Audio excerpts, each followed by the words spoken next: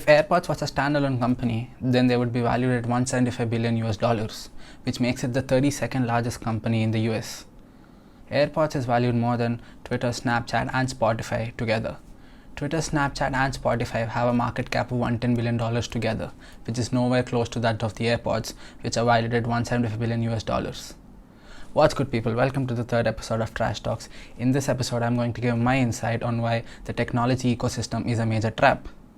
Now, what is an ecosystem? An ecosystem is a group of products or services interconnected with each other to make the user experience a bit more better and to add value to the money that is spent by these consumers on buying products or services from the same ecosystem.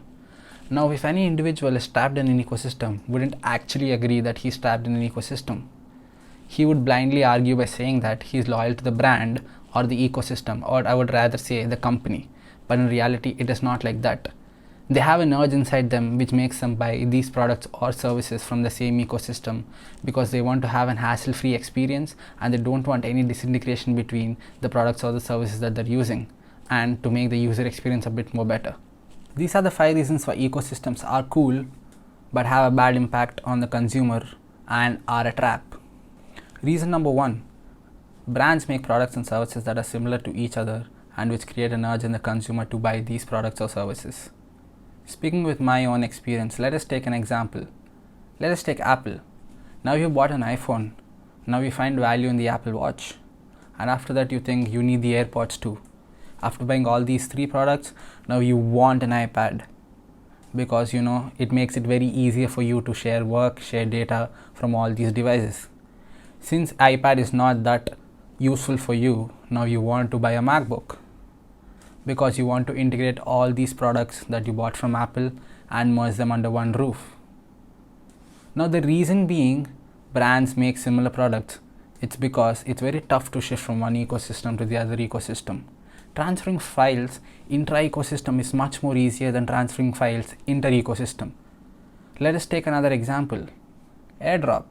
AirDrop makes it very easier for iOS user to share files and transfer data from one device to the other device with just a tap of a finger. Reason number 2, you end up spending a lot of money even without realizing. Since the urge to buy new products from the same ecosystem or service from the same ecosystem is real, you end up spending a lot of money. On an average, an Apple user spends $3,000 to $5,000 US dollars every 20 months just to upgrade the same system of a different generation. Now, a year back you bought the iPhone X. Now you feel that it's not as compatible and as advanced as the iPhone 11 Pro. Now you would go for the iPhone 11 Pro or the Pro Max.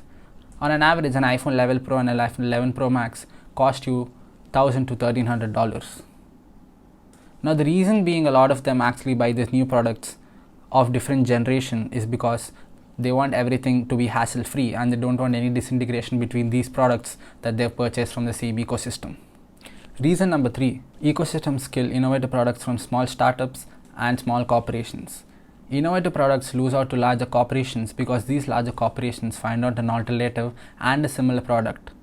These are not innovative, but what do? They link it to the existing ecosystem, which creates an urge in the consumer to buy the product because they're of the same ecosystem and it makes it very easier for them to integrate with the existing products that they're using.